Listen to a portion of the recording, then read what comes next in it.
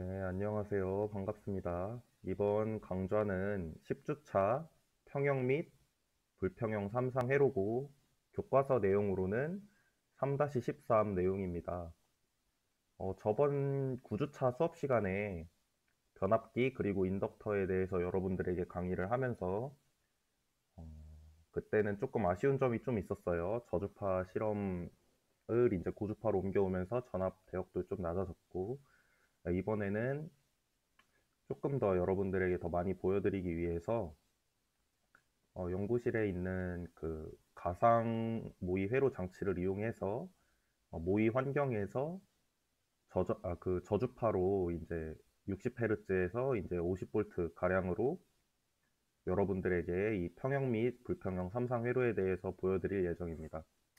그리고 이따가 실험 영상, 그 실습 영상에서 보시면은 제가 여러분들에게 저번에 보여드리겠다고 말씀드렸던 그 실제 인버터는 어떻게 만들고 그 인버터가 구동되는 모습이나 파형은 어떤지 그런 거를 한번 보여드릴 예정이고요. 간단하게 소개하는 개념이니까 그 부분은 이런 게 있구나 이 정도만 이제 알아두시고 넘어가시면 될 것 같아요.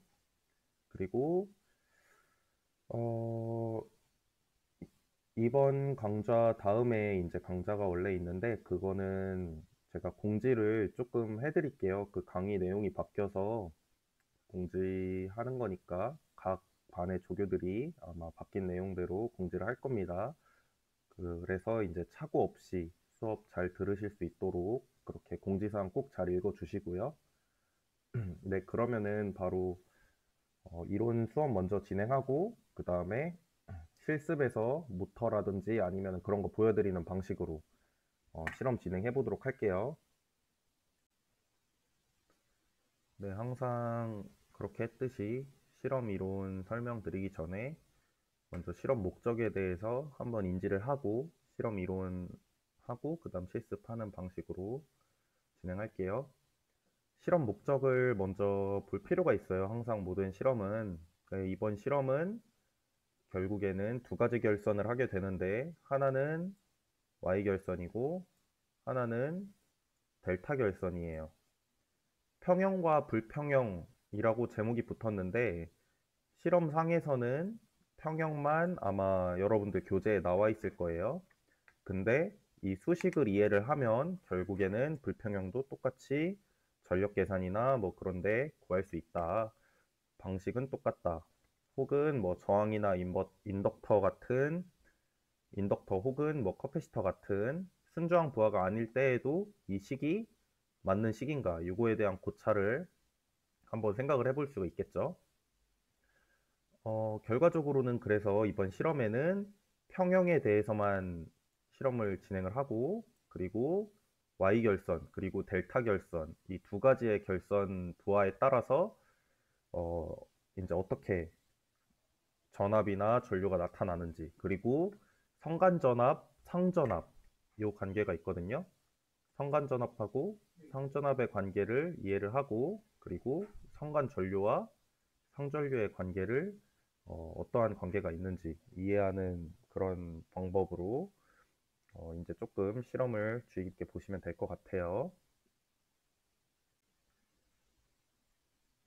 네, 여기서 이 실험에서 결국에 여러분들이 주의 깊게 보셔야 될 것은 이 전압과 전류의 관계를 볼 때 어떠한 결선이냐에 따라서 관계가 바뀐다는 거예요. 결과적으로는.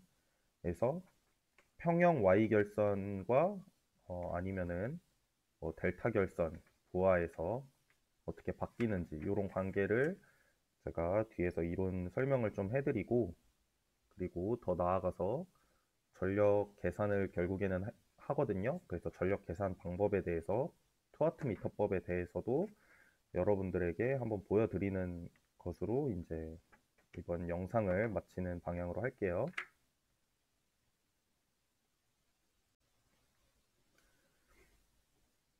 네, 여러분들 그 삼성전원에 대해서 좀 설명을 드릴 건데 요거를 배우셨는지는 잘 모르겠어요. 근데 아마 여러분들 예비보고서 쓰실 때 한번 이론 써보시면서 직접 공부를 하셨을 거라고 생각이 됩니다. 조금 더 자세하게 설명을 하고, 그리고 실험 시간이니까 이론에는 너무 막 그렇게 치중하지 않도록 한번 노력을 해보겠습니다.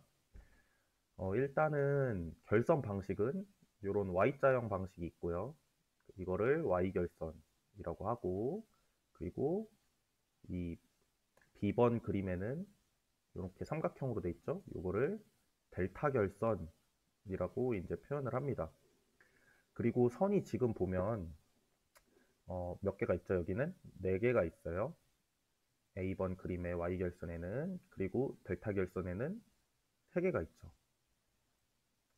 혹은 Y결선도 선이 3개가 있는 경우가 있어요. 그래서 요거를 좀 헷갈리실 수 있는데 한번 설명을 드려볼게요.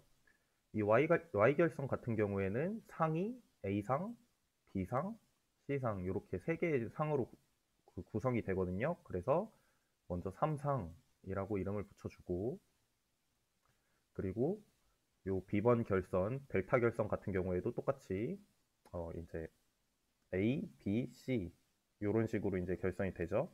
그래서 요것도 마찬가지로 3상이라고 이름을 붙여주겠습니다. 근데 이 Y결선 같은 경우에는 A, B, C와 다르게 여기 하나가 더 있어요. 이거를 이제 중성선이라고 부르는 것인데, 이 중성선이 있냐 없냐 유무에 따라서 4선식이냐 아니면 3선식이냐 이렇게 부르게 됩니다. 그래서 지금 그림과 같은 경우에는 어떻게 부르게 되겠죠? 3상 4선식 이렇게 부르게 되고, 여기는 3상 3선식 이렇게 부르게 돼요. 근데 델타 결선을 보시면 중성선이 있을 수가 없는 구조예요. 그쵸? 그래서 델타 결선은 무조건 3상 3선식이다. 이렇게 이제 보시면 되고, Y결선 같은 경우에는 이 중성선이 있냐 혹은 없냐에 따라서 3상 4선 혹은 3상 3선으로 이름을 이제 부르게 됩니다. 그럼 왜 이렇게 나뉘냐라고 여러분들 물어볼 수가 있어요. 요거에 따라서 결과적으로는 각각 고려되는 상과 아니면 상전압, 성간전압, 뭐 아니면 상전류, 선전류 이런 식으로 불리는 것들의 관계가 바뀌기 때문에 이렇게 구분을 해서 저희가 결선을 한다 이렇게 이제 알아두시면 되고, 먼저 Y결선에 대해서 한번 보고 넘어갈게요. 요것들에 대해서. 그러면 Y결선에서 상전압이라는 건 결국에는 여기 기준점, 즉 중성선을 기준으로 해서 A상, 그래서 뒤에 AN이 붙었죠. 그리고 중성선을 기준으로 해서 B상 해서 여기도 마찬가지로 중성선이 붙은 걸 볼 수 있고, 여길 기준으로 해서 또 CN 이렇게 이제 붙은 거예요. 그래서 기준점이 중성선이다. 각 상전압의 기준은 중성선이다. 이제 이렇게 보시면 되고, 각 항전압을 이제 그 순시전압, 즉 그 시간대에 나타나는 전압값으로 표기를 이제 해볼 텐데, 요 식은 여러분들 알고 있는 식이죠. 그래서 루트 2에 요거는 RMS 값이죠. RMS 값, 그리고 코사인 오메가 t다. 이제 이런 식으로 이제 정리를 할 수가 있고, 당연히 각 상은 A, B, C가 마이너스 120, 플러스 120 이런 식으로 120도씩 차이가 나기 때문에 A, B, C 상이 이렇게 된다. 이렇게 이제 볼 수가 있고, 요 값들을 다 더하면은 결과적으로 항상 0이 나와야 돼요. 요게 중요한 거거든요. 그래서 여러분들이 아마 3학년 수업 시간으로 기억을 하는데, 3학년 때 이제 그 수업을 들으시면 요게 왜 중요한지 이제 알게 될 겁니다. 만약에 AN, BN, CN을 다 더했어요, 여러분이. 근데 0이 아닌 값이 만약에 나왔다고 한번 생각을 해봅시다. 그렇게 되면, 자, 뭐 A상 요렇게 있고, 그리고 뭐 B상 요렇게 있고, 그리고 C상 요렇게 있고, 120도씩 차이 나서 요렇게 있을 거예요. 그래서 각각의 구간들, 예를 들면 뭐 어디든 상관이 없는데 여기로 한번 생각을 해볼까요? 여기를 구간으로 잡아서 생각을 해볼 때, 요 놈 두 개 더한 게 지금 그림이 잘못 그려졌는데 손으로 그린 거라 아마 여기 마이너스에 있겠죠. 훨씬 아래쪽에. 그래서 이걸 다 더하면은 결국에는 그 더한 합값이 0이 꼭 나와줘야 돼요. 근데 안 나올 경우는 결국에는 이야기가 어떻게 되는 거냐면 다 더했는데 안 나온다는 건 더한 값으로 한번 생각을 해볼게요. 0인데 전압값이 여기만 이렇게 있는 거예요. 이게 왜 그럴까요? 더한 값이 0이 아닐 경우. 한번 생각을 해보면 A, B, C 중에 어떤 하나가 플러스든 마이너스든 더 높은 전압 혹은 훨씬 낮은 전압을 갖게 된다는 거예요. 그것은 세 개의 상 중에 하나가 깨졌다는 거죠. 그렇게 이제 판별을 할 수 있겠죠. 간단하게 생각을 하면. 그래서 뭐 A상이 극단적으로 만약에 높아졌다고 생각을 해볼게요. 그래서 A상이 막 엄청 이렇게 커졌어요. 막 엄청 커졌어요. 그러면 당연히 이 세합을 더했을 때 기존에는 0이었던 값이 0이 아니게 돼버리는 거고, 그러면 이제 이상이 생기는 거죠. 그래서 요거를 이제 고장 해석의 영역으로 이제 가져가서 그 이론을 여러분들이 아마 한 3학년 2학기쯤 배우실 거라고 생각을 하는데, 실제 내용은 훨씬 더 복잡해요. 고려해야 될 점도 많고. 근데 가장 단순하게 보면 이렇다. 그래서 1번, 2번, 3번 이 A, B, C 세 상을 더했더니 0이 아니게 되면은 상이 어디 하나가 틀어진 거라고 이제 생각을 하시면 되겠습니다. 자, 그러면 부하를 한번 볼게요. 아까 전원이었고 헷갈리실 수 있는데 어, 다시 헷갈리신 분들은 강의 영상 천천히 보면서 한번 보시면 좋을 것 같아요. 이번에는 부하입니다. 부하도 마찬가지로 두 가지 결선 방법이 있겠죠. 그래서 이런 Y 결선 방법이 있고 혹은 델타 결선 방법이 있겠죠. 이런 식으로 결선을 할 거고, 내용이 헷갈리기 때문에 좀 찬찬히 설명을 해볼게요.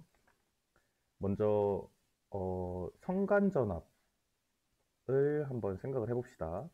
성간전압은 뭐냐면 어, 여기 이렇게 재는 거죠. 요게 성간이고, 아까 전에 지금 중성선이 생략이 돼 있는데 여기 중성선이 있다고 볼 때 A상의 상전압은 이렇게 재는 거였죠. 이 차이를 아시겠죠? 네, 그래서 이렇게 잰다라고 이제 생각을 하시면 되고, 선간은 A랑 B 요 두 가지를 재는 겁니다. 근데 여기서 선간을 잴 때 조금 문제가 있어요. 그 원래 여러분들 기본적으로 오실로스코프에서 만약에 전압을 측정을 한다고 치면 그라운드 지점, 요 그라운드를 기준으로 전압이 얼마다, 뭐 10V다, 뭐 20V다 이런 식으로 측정을 하셨잖아요. 근데 성간은 이게 조금 어려운 부분이 있어요. 자, 여러분들 전압값의 정의를 한번 생각을 해봅시다. 전압은 결국에는 포텐셜을 재는 거예요. 내가 지금 어느 정도를 기준으로 몇 볼트가 차이 나냐, 얼마만큼의 에너지를 가지고 있냐, 결국에는 요거거든요. 그래서 항상 기준이 중요하게 돼요. 근데 한 가지 예로 들어볼게요. 그라운드 선을 여러분들은 영전위로 알고 있죠. 그쵸? 근데 그라운드가 영전위가 아닐 수도 있어요. 예를 들면 여기가 10V라고 쳐봅시다. 이 10V에서 20V 되는 위치에 어떤 전압이 있어요. 그러면 여러분들이 만약에 여기를 측정을 하게 되면 결과적으로 전압은 10V가 되는 겁니다. 이렇듯이 그라운드가 정말 중요해요. 혹은 0V 그라운드 기준으로 만약에 10V를 여러분들이 쟀다고 칩시다. 그럼 여기도 10V, 똑같이 10V가 나오지만 다르죠. 이런 문제가 있어요. 성간에서는 하나의 기준점으로 재는 것이 아니라 AB, 뭐 BC, 뭐 CA 이런 식으로 성간을 잴 때 각각의 기준점들이 다 달라지기 때문에 일반적인 프로브로는 잴 수가 없고, 여기서 이제 디퍼런셜 오피앰프나 혹은 차동 프로브라는 것을 사용을 하게 됩니다. 요 내용은 아마 여러분들이 이제 나중에 석사를 오시거나 아니면 연구실을 오시게 되면은 한번 체험해 보실 경우가 있는데, 일반적으로는 잘 체험을 하실 수가 없어서 제가 후반에 그 인버터에 대해서 설명을 하면서 그 어떻게 성간전압이 나오는지 아까 보여드린다고 했죠. 거기에서 첨부를 해서 차동 프로브가 일반 프로브랑 어떻게 다르게 생겼는지 뭐 그런 것들, 그리고 왜 차동 프로브 써야 되는지 뭐 그런 거를 아주 간략하게 설명을 해놨으니까 일단 그렇게만 알고 넘어가시면 될 것 같습니다.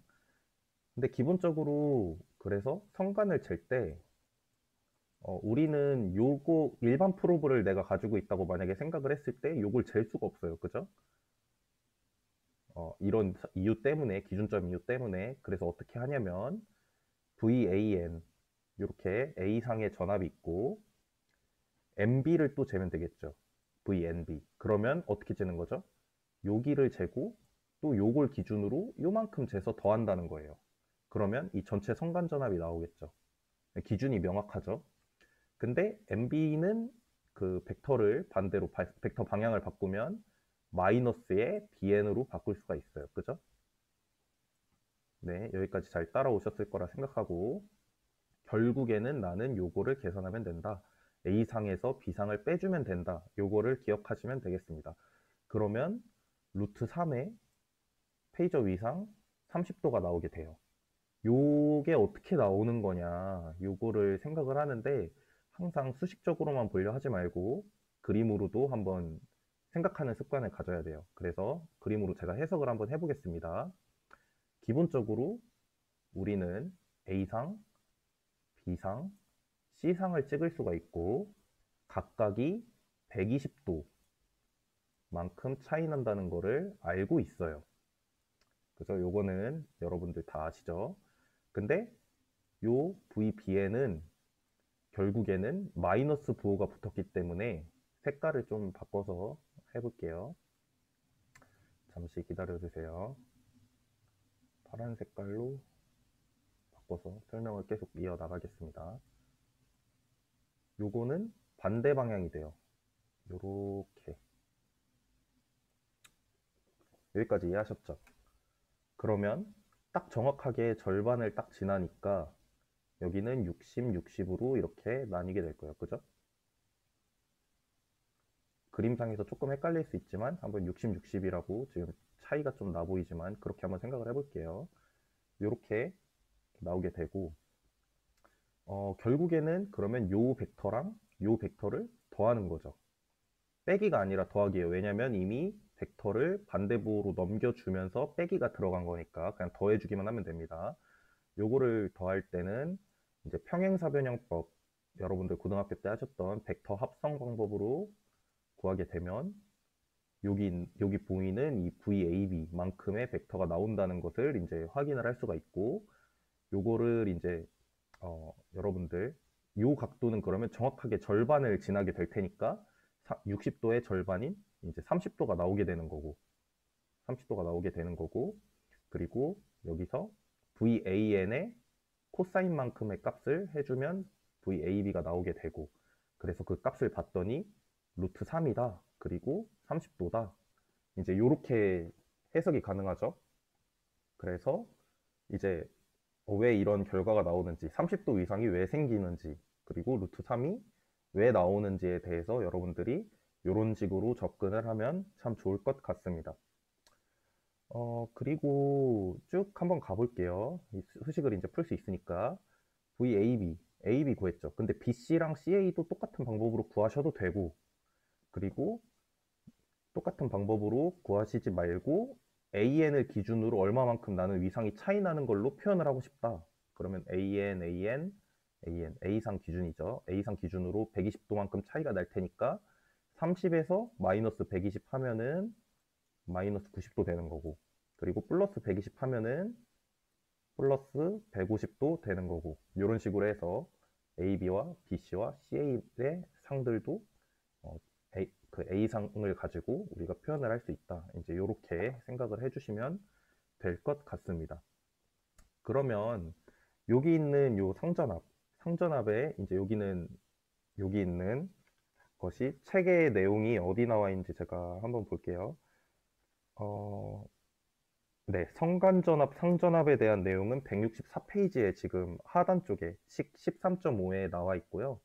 그 식을 보시고 한번 읽어보시면 될 텐데 설명을 드리면 요 놈은 상전압이고 요 놈은 선간전압이에요. 그죠? 상하고 선간을 위해서 설명을 드렸는데 이 관계는 상전압에 루트 3을 한 거다. 이제 이렇게 알 수가 있고, 그죠? 근데 전류를 한번 볼까요? 선전류와 상전류의 관계. 그러면 선전류는 요 라인, 요 선, 결국에는 요거고, 그죠? 요렇게 통과해서 나오는 거고. 상은 여기에 딱 흐르는 요 전류죠. 그러니까 Y결선의 경우에는 선간 전압과 상 전압은 루트 3만큼의 차이가 나지만 선 전류와 상 전류는 차이가 없다라고 이제 보시면 되겠습니다. 이해가 안 되시면 한번 교과서를 쭉 가면서 수식을 한번 보시면은 아마 바로 이해가 될 거고, 혹은 그래도 안 된다 하면은 여러분들 회로이론 책에 이 삼상 회로가 나와 있으니까 그 부분 한번 다시 한번 체크해 보면서 한번 그 리마인드 하는 식으로 가시면 될 것 같습니다. 자, 요번에는 델타 결선에 대해서 한번 볼게요. 요 델타 결선. 델타 결선도 마찬가지인데, 델타 결선은 결론부터 말씀을 드리면, 아까는 상전압하고 성간전압이 루트 3만큼 차이 난다라고 말씀을 드렸는데, 이번에는 Y 결선이 아니라 델타 결선이기 때문에 반대로 생각을 하시면 돼요. 이제 전류에서 선전류와 상전류는 차이가 나고, 그리고 전압은 동일하다. 아까랑 정반대죠. 그거에 대해서 이제 생각을 하시면 되고, 한번 수식적으로 어떻게 풀 수 있는지는 제가 한번 설명을 드려보겠습니다. 먼저 우선적으로 델타 결선이기 때문에 중성선은 없는 상태예요.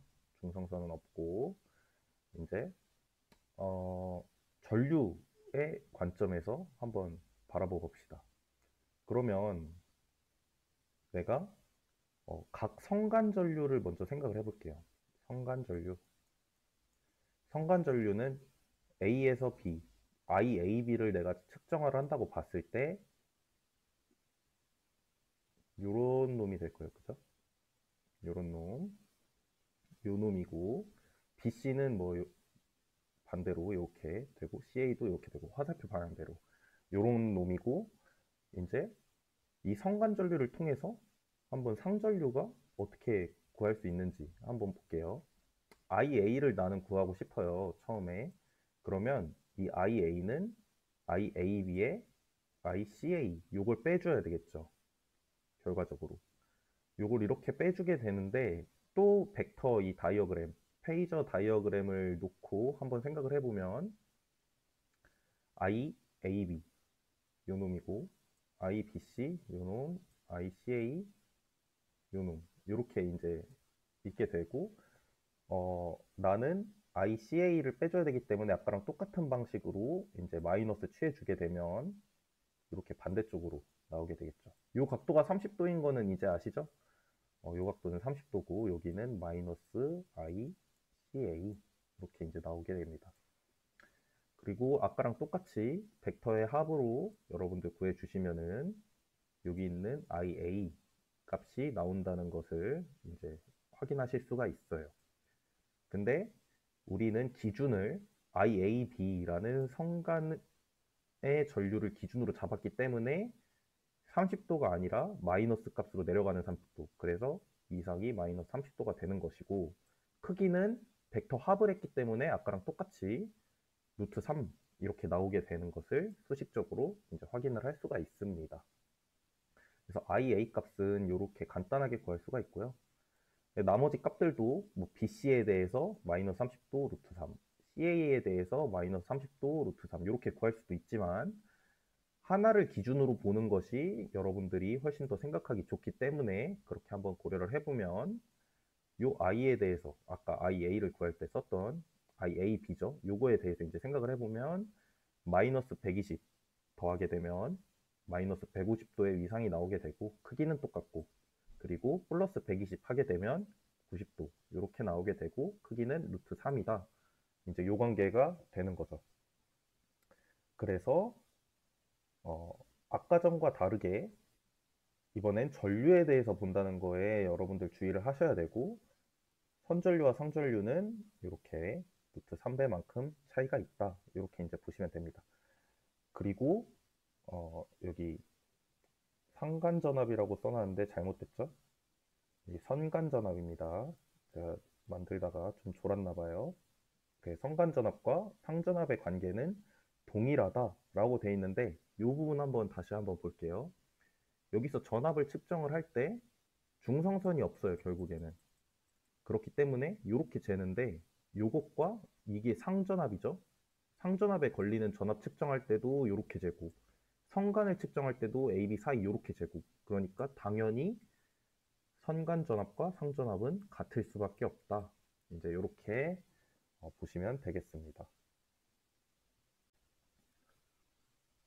네, 그러면 이번에는 투와트미터법에 대해서 조금 간단하게 설명드리고 그리고 166페이지부터 167페이지로 그리고 168페이지까지 이어지는 내용을 설명을 좀 드려볼게요. 일단 지금 보시는 거는 그림 13.4에 나온 그림을 제가 그려놓은 거예요. 별건 아니고요.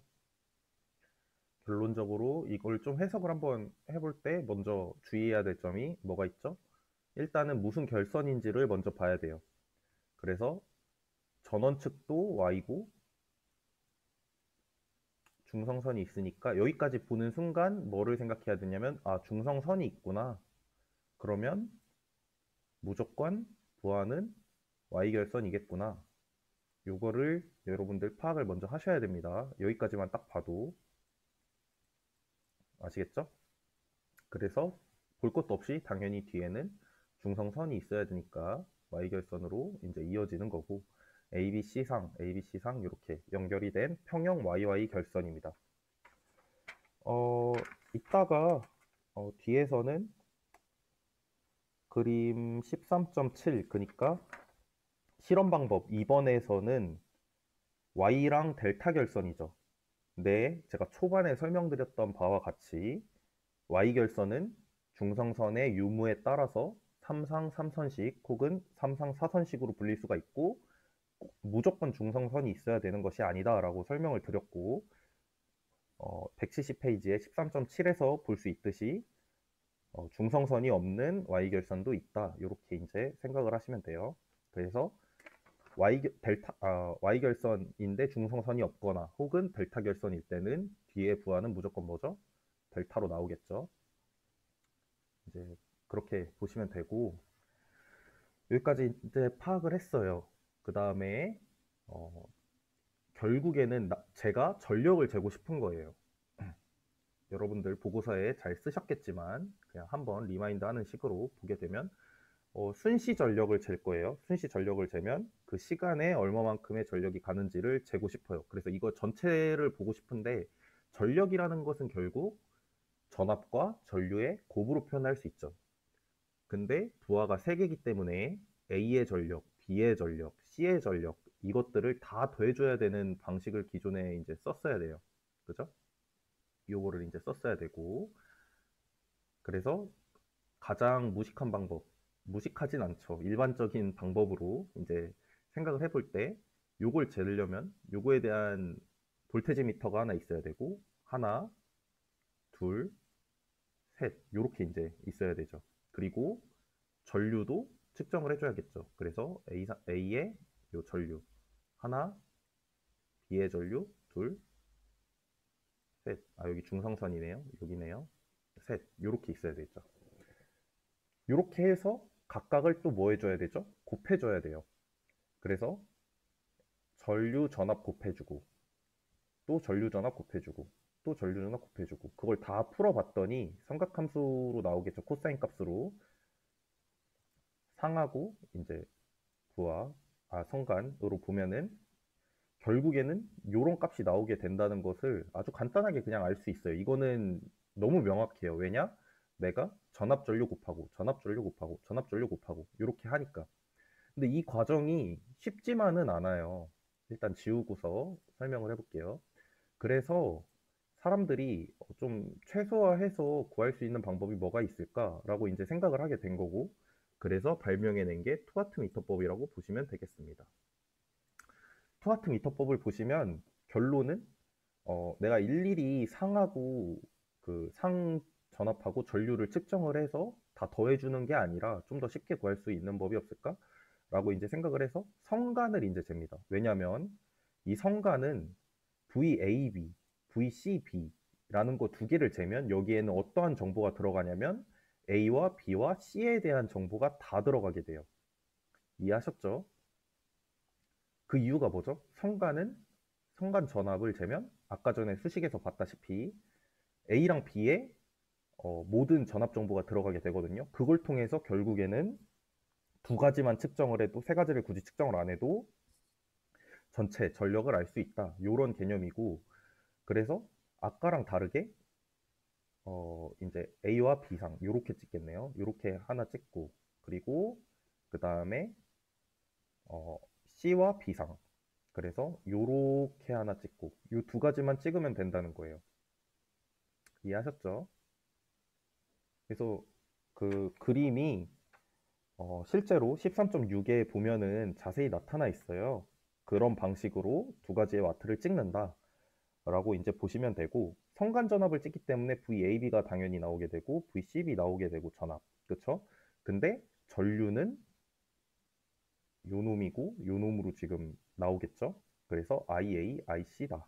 이렇게 나오게 되고 그럼 아까 위상 구한 거 여러분들 보셨죠? 그래서 그 과정에서 이제 플러스 30, 마이너스 30 이렇게 나오게 되고 결과적으로 요거를 수식은 안 풀게요. 이거는 고등학교 때 그냥 배운 삼각함수 공식이니까 그 더해서 덧셈 공식 이용해서 그냥 풀게 되면은 결국에는 이렇게 나온다. 근데 그 값을 봤더니 똑같더라. 이런 일이 왜 일어났는지가 더 중요한 거예요, 여러분. 수식으로 풀기보다는 왜 이런 현상이 벌어질 수 있는가를 보는 거예요. 여기는 상전압만 가지고 제가 쟀으니까 무조건 이 하나를 재면 A에 대한 정보밖에 없는 거예요. 아까 전에 그 벡터도를 봤을 때 A, 뭐 B, C 이렇게.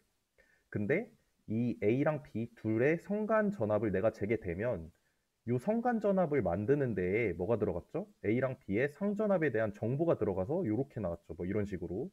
그러니까 요걸 가지고서 어떻게 하면 어, 하나를 덜 재고 두 가지만 잴 수 있을까라는 아이디어에서 나왔다는 게 결과적으로는 중요한 거거든요. 그래서 그런 거를 한번 생각해 보시면서 좀 체크를 하시면 좋을 것 같아요. 이런 수식은 여러분들 고등학교 때 많이 하셨잖아요. 이런 거는 푸는 거는 그냥 뭐 그냥 푸시면 되고 아니면은 그냥 인터넷 보고 하시면 되고 수식적으로 구했더니 결국 똑같네? 요거는 증명이 아니에요. 요렇게 가는 게 아니고 생각이 어떻게 가야 되냐면 어떻게 내가 두 가지만 측정했는데 세 가지 정보를 다 담을 수 있지? 요거에 대한 생각으로 이제 여러분들이 좀 생각을 하시면서 공부를 하시면 훨씬 더 좀 풍부하게 공부를 하실 수가 있을 것 같습니다. 네, 조금 이론을 핵심적인 내용이나 꼭 뭐 알려드려야 되는 부분만 진짜 중요한 수식들만 빠르게 알려드린 점 양해 부탁드리고 더 자세한 내용들은 이제 회로 이론이나 아니면 뭐 전력 계통 수업 시간에 여러분들이 앞으로 지속적으로 계속해서 배우게 될 내용들이니까 거기서 공부를 좀 열심히 하셨으면 좋겠습니다. 그리고 예비 보고서 같은 경우에는 13.11에 수식을 뭐 증명 유도하시오 뭐 유도하시오 이런 거 있는데 이런 거는 한번 유도만 해보시고 크게 너무 막 중점적으로 갖지 말고 그 유도되는 과정에서 이게 왜 이런 식이 나왔는지 왜 이렇게 고려가 되는지를 생각해 보시는 게 좀 더 맞다고 보고 그리고 실험 방법에 대해서 이제 진행을 할 건데 하기 전에 여러분들 보고서가 좀 헷갈릴까 봐 제가 딱 정해 드릴게요. 일단은 169페이지 보시겠어요? 이 169페이지에 A번 실험 1-A 실험은 각각 측정하는 거 여러분들에게 제가 보여드릴 거고 그 다음에 B번 실험을 보면은 B번 실험은 요거죠. 지금 이 삼상부하 전체 전력 구할 때 일일이 다 각 상과 전류, 뭐 상전압, 상전류 이런 거 다 체크를 해서 결국에는 전체 소비 전력 구하는 건데 요거 보여드릴 거고, 그리고 그림 13.6과 같이 전력계 이용해서 이제 투와트 미터법으로 소비 전력 측정하는 건데, C번도 보여드릴 거고 B랑 C가 결국에는 같은 값이 나온다라는 거를 제가 보여드릴 거예요. 그리고 D번 있죠? D번은 실험에서 일단은 제외하겠습니다. 시간상의 이유도 있고, 저항 인덕터 커패시터 하는 거는 사실 뭐 방식 다 똑같고 그냥 요 부하, 결국에는 이 부하가 저항 부하냐 커패시터 부하냐 인덕터 부하냐 요건데, 그거는 일단은 빼도록 하겠습니다. 그래서 여러분들도 B번 실험 같은 경우에는 결과 보고서에서는 빼셔도 좋습니다. 아니면은 한번 고려해 보셔도 괜찮을 것 같아요, 이 부분은. 근데 필수 사항은 아니라는 점 일단은 생각을 해주시고, 그리고 평형 2번 실험에서 평형 델타 결선 부하 실험이 있어요. 요거는 결국에는 다 똑같죠. 다 똑같은데 A번, B번을 한 번에 제가 보여드릴게요. A번, B번 한 번에 실험으로 보여드리면서 이번 실험 마치면 될 것 같습니다. 그리고 조금 공부에 도움이 되도록 좀 추천드리는 것은, 결국에는 이 페이저 다이어그램을 얼마나 이해하고 어느 정도, 어느 방향으로 어느 정도의 위상과 크기를 갖느냐, 이게 결국 중요한 거거든요. 그래서 여러분들이 이 내용이 무슨 결선이냐에 따라 헷갈릴 수 있기 때문에 페이저 다이어그램을 한번 그려보시는 것을 추천드립니다. 직접 손으로 이 강의를 다시 돌려보면서 그려보시면 도움이 될 것 같아요. 뭐 보고서에는 제출하실 필요 없고 여러분들이 직접 손으로 그려도 보시고 한번 생각해 보시는 방향으로 공부를 좀 하시면 될 것 같고, 고찰 같은 경우에 뭐 역률이나 뭐 그런 것들이 있는데 그런 것도 한번 좀 고려해보고 하시면 좋은데, D번 실험 안 했기 때문에 D번 실험에 대한 거는 빼고 이제 역률 내용은 빼고 페이저 다이어그램으로 나타내는 거나 아니면은 뭐 이렇게 투와트 미터법이랑 일일이 재는 거랑 결과가 똑같다, 이런 거는 한번 생각을 해보시면은 좋을 것 같습니다. 항상 보고서 쓰실 때 너무 스트레스 받지 마시고, 그 고찰이나 이런 것도 여러분들 한번 생각해 보라고 넣은 거니까 그런 식으로 좀 공부를 하셨으면 좋겠어요. 네, 그러면 실습 영상으로 다시 찾아뵙도록 하겠습니다. 네, 여러분 실습 바로 진행해 보겠습니다. 이번 실습 실험에서는 교과서 이제 169페이지부터 나온 Y결선 전원 연결과 그리고 부하 연결, 그 다음 장에 나오는 Y 전원과 그리고 델타 부하에 대해서 전력에 대해서 결국에는 구하는 건데, 이 부분은 이따가 진행을 할 때 저항 인덕터 및 커패시터를 이용하여 구성을 하라, 이 실험은 생략을 할게요. 왜냐면은 요거는 수식적으로 여러분들이 증명을 한번 해보시면 좋을 것 같아요. 똑같거든요, 사실 그 원리는 똑같고. 그래서 저는 요 구성을 실제로 여러분들에게 보여드리려면 조금 걸릴 것 같아서 그냥 순저항만 가지고 하고, 어차피 수식적으로 구할 수 있는 부분이니까 그 부분 좀 고려를 해서 보시면 될 것 같아요. 지금 화면에 보고 계신 거는 인덕터를 인버터를 저희가 만든 거예요. 그래서 실제 연구실에서 여러분들이 인버터를 기성 제품이 아니라 어떻게 만드는지 한번 보여드리고 간단하게 설명을 드리고, 그걸 통해서 모터를 지금 돌리고 있거든요, 옆에서. 그래서 모터 돌아가고 실제로 A상, B상, C상의 그 파형들이 잘 나오는지 뭐 그런 것들 한번 보도록 하겠습니다. 그리고 나서 이따가는 타이푼이라는 이런 전력전자 회로 모의 장치를 통해서 여러분들에게 또 실제 실험에서는 어떻게 진행되는지 한번 그런 순서로 실험을 진행해야 될 것 같아요. 지금 일단 전체적인 모습을 한번 보여드릴게요. 전체적인 모습은 이렇습니다. 일단은 파워 서플라이에서 직류 전원을 받아오게 되고, 그리고 여러가지 보조 소자들에 들어가는 전원들이 있고요. 그리고 IGBT 모듈을 사용을 해서 스위치 총 IGBT 6개가 들어가게 돼서 그걸 이제 PWM으로 이제 변환을 하는 거죠. 그리고 나서 여기 보시면은 커패시터와 뭐 인덕터 이런 것들이 있습니다. 근데 여기서 이제 중요한 것은 실제 여러분들이 인버터를 만들 때 클로즈 루프 제어라는 것이 있고 오픈 루프 제어라는 것이 있어요. 근데 클로즈 루프를 하려면 지금 나오는 전압값들을 여기 있는 이 MCU, DSP 장비가 받아와서 지금 제대로 전압이 되고 있나 안 되고 있나 그거를 보면서 피드백을 받는 과정에서 점점 오차를 수정하거든요. PI 제어로. 그래서 아마 여러분들이 지금은 아직 안 배우셨을 텐데 아마 고학년으로 가시면 제어라든지 아니면 어떻게 해서 피드백을 받아오는지 그런 것들에 대해서 공부할 기회가 있을 겁니다. 실제로는 피드백을 받기 위해서 혹은 신호를 내기 위해서 지금 눈앞에 보고 계시는 이런 브레드보드에 정말 복잡한 회로들이 있는데 이런 보호 회로들이 들어가 줘야 돼요. 왜냐면 목적 자체는 여기 있는 이 DSP가 상당히 고가고 컨트롤러기 때문에 이것이 이제 파괴되게 되면은 결국에는 시스템 전체가 망가지게 되거든요. 그래서 지금 보고 계시는 이런 보호 회로를 충분하게 이제 만들어 주셔서 DSP를 보호하는 그런 정도만 이제 아시면 될 것 같고, 이 DSP에서 받아서 CCS라고 하는데 리얼타임으로 지금 피드백을 받고 있는 게 보이시죠? 이렇게 피드백을 받고 있습니다. 그러면은 성간 전압 한번 볼게요. 성간 전압을 보면 뭐 AB, BC, CA에 대해서도 잘 나오고 있는 것을 볼 수가 있습니다. 그리고 이걸 통해서 여기 보시면 모터가 지금 회전하고 있죠? 지금 모터 스피드 컨트롤을 하고 있는 모습이고요.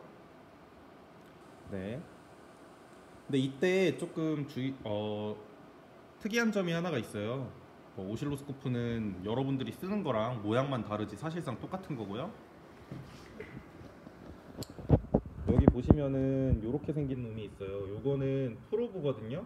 근데 여러분이 평소에 보셨던 것보다 훨씬 다르게 생겼죠. 크고. 근데 요거를 차동 프로브라고 부릅니다.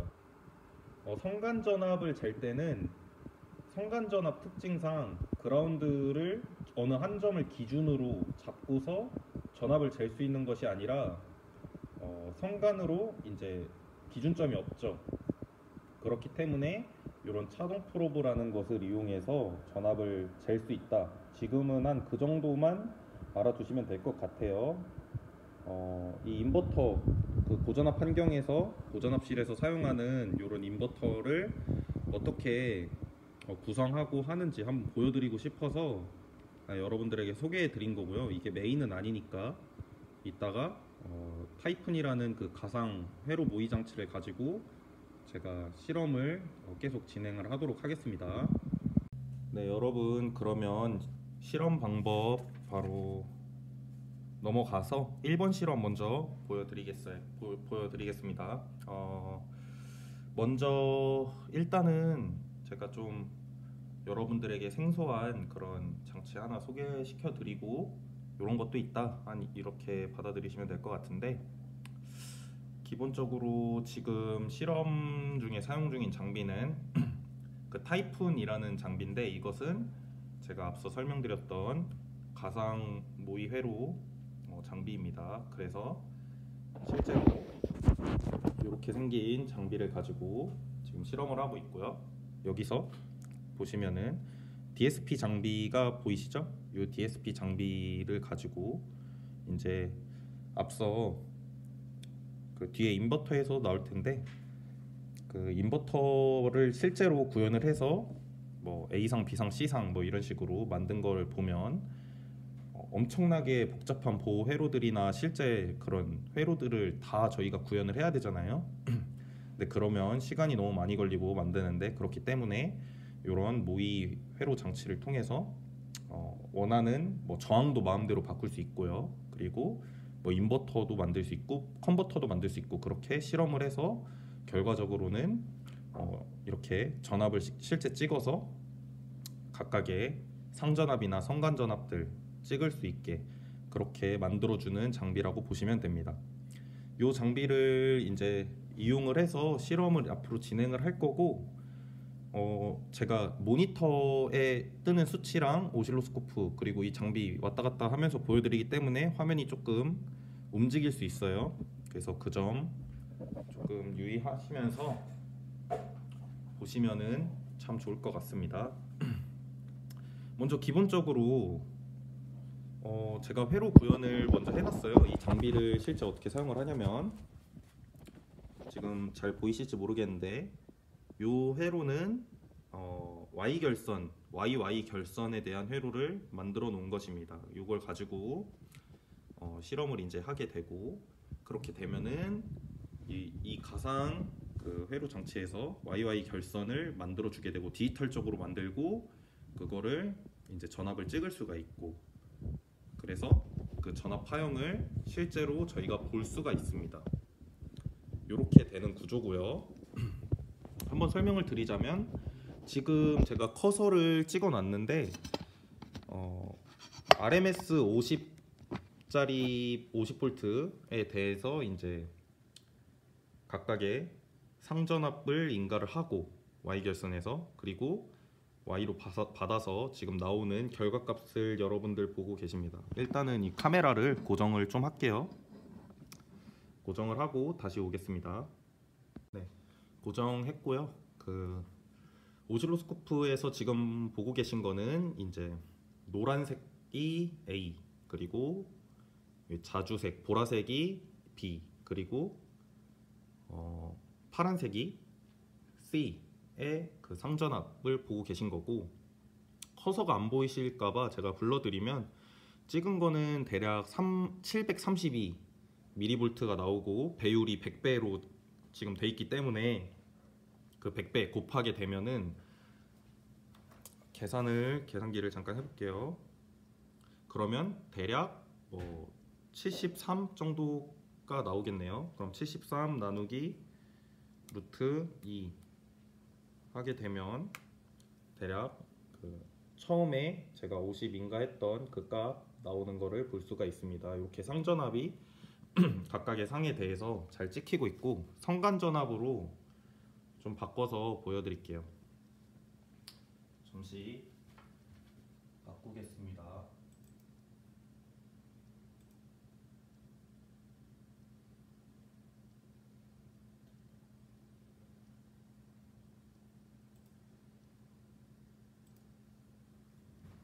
지금 한 상만 제가 CA 관련해서 C상에서 CA로 이제 바꾸게 됐는데, 지금 보시면은 이제 전압값이 더 커진 것을 이제 보실 수가 있죠. 이런 식으로 이제 하나하나씩 찍어서 여러분들 보시면 되는데, 일반적인 경우에는 이제 상전압과 그리고 뭐 전류 해가지고 곱해서 각각의 A, B, C에 대해서 다 곱한 다음에 그거를 더하는 방식으로 여러분들 그 실험에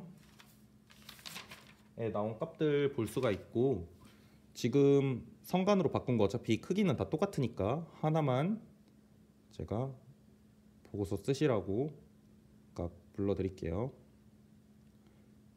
요거는 대략 크기가 1.256 정도 나오는데, 여기다 곱하기 100을 하셔서 계산하시고 이제 보고서에 쓰시면은 될 것 같습니다. 이렇게 돼 있고, Y 결선도 다르지 않아요. 그래서 지금 여러분들에게 좀 편하게 보여드리기 위해서 미리 디스플레이 화면을 제가 만들어 놔서, 이게 각각의 그 전력의 곱을 한 값이랑 그리고 투와트미터법에 대해서 나온 값을 제가 세팅을 미리 해놨어요. 그래서 그 부분 한번 보시겠습니다.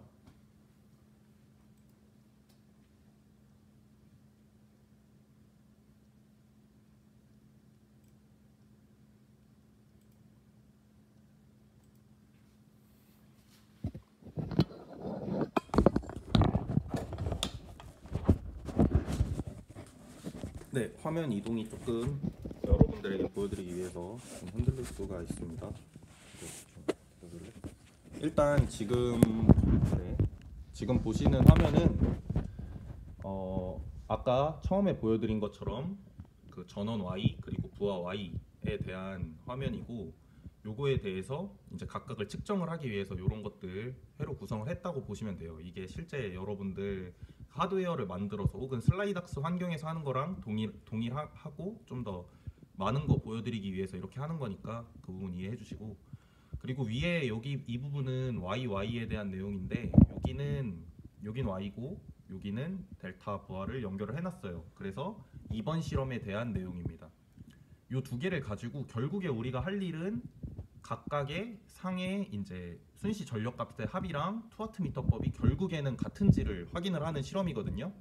그래서 이 왼쪽에 보시면은, 자, 요게 A상 그리고 B상, C상에 대한 각각의 전력값이고, 요 값들을 이제 보시면은 요렇게 나오고 있는 거를 확인하실 수가 있죠. 그리고 여긴 투와트 미터법으로 지금 나오게 된 거고, 여기는 이제 전체에 대한 그 와트입니다.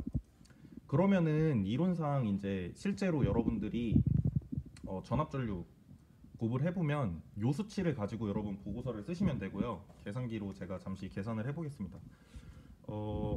이게 실제로 되나 한번 보는 건데, 7,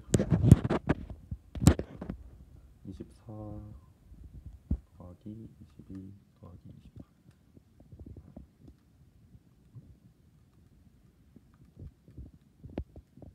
네. 그러면은 이 위에 쪽에 각각을 다 계산을 해보면은 24, 22, 28 정도 이제 소수점 빼고 앞자리만 계산했을 때 한 74와트 정도 나온다라고 이제 볼 수가 있고, 전체 전력 값을 보면은 75와트로 값이 얼추 비슷하죠. 1와트 차이는 이 소수점 안 더했으니까 아마 더하면은 거의 흡사하게 나올 것 같고, 투와트 미터법은 결국에는 여러분 그 보고서에 나왔다시피 AB 그리고 CA의 성간 전압과 그 다음에 전류를 측정을 해서 하게 되는 거고, 그렇게 나왔을 때 35와트랑 40와트 정도가 나오네요. 그래서 30, 한 4 정도에 40 하면, 네, 이렇게 앞자리만 더했을 때 똑같이 투와트 미터로 이제 구해도 동일하다라는 것을 이제 볼 수가 있습니다. 실제로 이 부분은 놀라운 부분은 아니죠. 제가 그 여러분들 수식 예비 보고서 쓰실 때 이거 증명 아마 하셨을 텐데, 요거 수식적으로 결국 똑같으니까 당연히 결과가 같다라고 알 수 있고, 두 번째는 이제 보여드리면 이렇게 델타 결선 실험 2번에 대한 내용이고, 요거 해도 한번 요거 더해 볼게요. 그래서 83, 또 바뀌었네요. 뭐였지? 하나? 잠시만요. 그래서 대략 한 223 정도가 나온다. 각각 다 세 값을 더했을 때 측정을 하면은 요 정도가 나오게 되고, 투와트 미터법으로 계산을 했을 때는 한 224 정도 나온다. 이제 이렇게 돼서 둘이 거의 이제 흡사하게 나오고 있는 것을 확인을 할 수가 있죠. 실험 2번에도. 그래서 이렇게 지금 실험을 하고 결과적으로는 구해봤더니 똑같다. 그래서 요 와트값 있잖아요. 지금 설정된 옴값은 100옴으로 지금 설정이 돼 있는 거고, 전원은 RMS 50V 값으로 지금 전원이 나오고 있고 100옴으로 되고 있는 거거든요. 다 Y 델타. 그래서 실제 여러분들 손으로 풀어 보셔도 아마 이 화면에서 보였던 각각의 와트값 나오고, 투와트 미터로도 그 값을 계산하실 수가 있을 겁니다. 이제 그렇게 구해 보시면 되고, 보고서 쓰실 때는 그냥 너무 막 수치나 뭐 이런 거 지금 교과서에도 얼마 정도의 부하를 쓰라는 게 없어서 여러분들 임의로 부하 아마 설정을 하셨을 텐데, 그것과 마찬가지로 이제 여러분 시뮬레이션 한 내용 하셔도 좋고, 아니면 제가 지금 실험에서 보여드린 이 와트 값을 가지고 실제로도 이렇다 한 요 정도만 써주셔도 될 것 같아요. 워낙 실제로 구현하기 어려움이 있는 실험이기 때문에 이렇게 한 거 이해해 주시고, 네, 그러면은 간단하게 지금 옆에서 촬영하고 있는 그 조교가 좀 많이 힘들어하는 게 느껴지기 때문에 여기까지 실험을 하고 이만 마치도록 하겠습니다. 너무 보고서 수치나 이런 거 신경 안 쓰셔도 됩니다.